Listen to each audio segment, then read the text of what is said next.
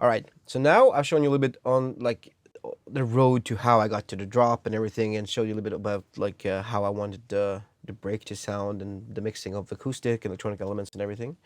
One of the most important things in the track, especially these days, because attention span has been sort of switched from what it was before. Before you had like 8, 9 minute tracks, and now you kind of want to get to the point as soon as possible, even in the long tracks. So I'm going to show you a little bit of why I chose to do the things I did right now. So like in the break, I had about 30, maybe 45 seconds where it wasn't too much happening. And then I add elements of having like a filtered kick into it and a little bit of rides and everything.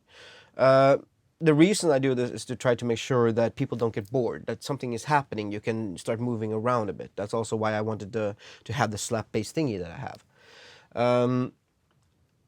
But when it comes to the main point, a lot of people want like the main idea to run for like maybe a minute or 2 minutes even. It's a little bit too much these days because, I mean, with the amount of power and energy you put into one of those drops, people are going to get really, really, really tired if you keep going for too long. So I wanted to make sure that I got all the elements in and not play them for too long, just to keep the melody in it, which is kind of short, but keep it interesting throughout the whole track. So for example here, when it drops, it only goes for like 30 seconds. It only goes for 30 seconds. Just to make sure that like people won't get bored. But then again, a lot of people go straight to the breaks. I like to keep the rhythm going for a little longer, give them a little breather, but still have the power there. So I'll show you this. I'll take the volume a little bit down.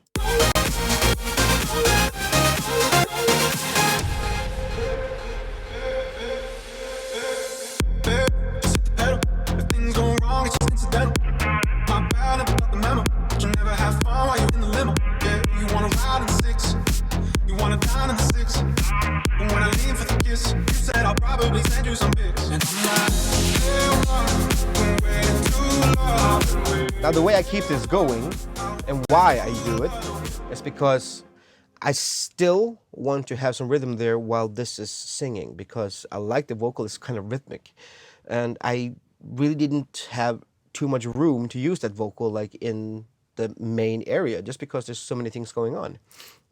So having a little, let's call this a bridge, sort of, in between, it keeps the track interesting. It doesn't lose power. It makes people want to dance still, and it just sounds interesting. You have the bass, you have like the rhythm, you have, I use the chords here that you technically almost don't hear when all the main melody is playing, because it's kind of like low underneath it. It fills it up nicely, but when you do it here with the vocal, it sounds a lot more melodic. So it's, for example here, this is actually a fantastic sound. I love this sound.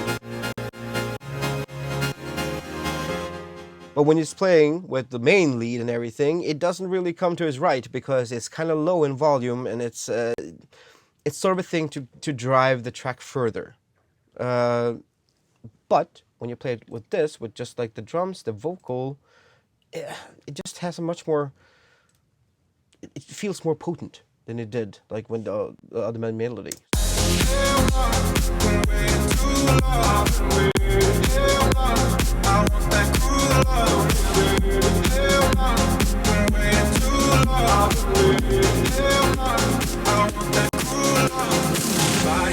So you get to use an element that I personally really liked, but didn't really do much for the track as a whole. If I would have just had this and not the main melody, it would have been too boring. But I really like the chords on this, and it works really well together with the vocal.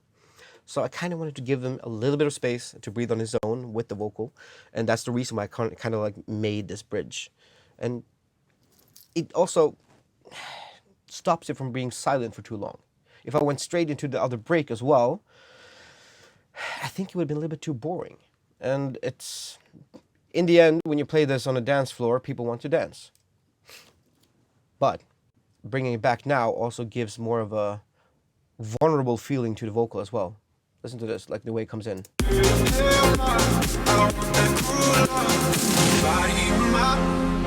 Losing all my innocence, body on my, riding on my innocence, body on my, Losing all my innocence, your body on my. So that is basically the main chorus, which now feels a little bit like, I don't know, like it's calming down a bit. Even though this is the main chorus, it's now calming down because we had the beat coming in before.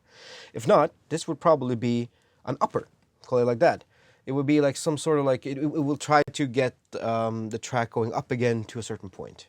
But now we're actually using the main chorus to build down, which is, for me, I think it's different from the original one where the main chorus is always there to keep everybody going and with the bass and everything. So, but again, attention span. So we don't want this to be too quiet for too long. So I went kind of straight into the vocal again from here. Let's play this 30-second thing. Body on my, losing all my innocence, your body on my. Riding on my innocence, your body on my. Losing all my innocence, your body on my. You can see me building down. Riding on my innocence, your body on my. Losing all my innocence, your body on my. This is actually the original version of the remix I did. So basically what I'm doing here is I added an extra 15 seconds, which I took out in the last one, which basically was an edit I just did afterwards. The edit was actually made in Ableton, where I just cut out a section.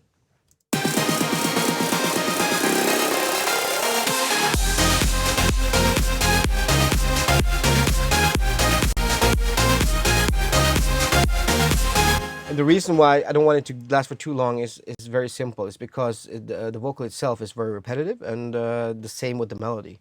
And if you keep on repeating it, people are just going to go tired. And your initial meaning of getting people to hum this becomes more of a nuisance more than anything else. And I think, personally, that it's a kind of a good trend. I don't need tracks to be that long anymore either. Even when I'm playing as well, I think the average play time for me is like 2 to 3 minutes. So it's sort of like a radio edit, more or less. And because obviously I have the build up here and I have the build out here, that is mostly for DJ purposes. And it's good to have some time to mix as well.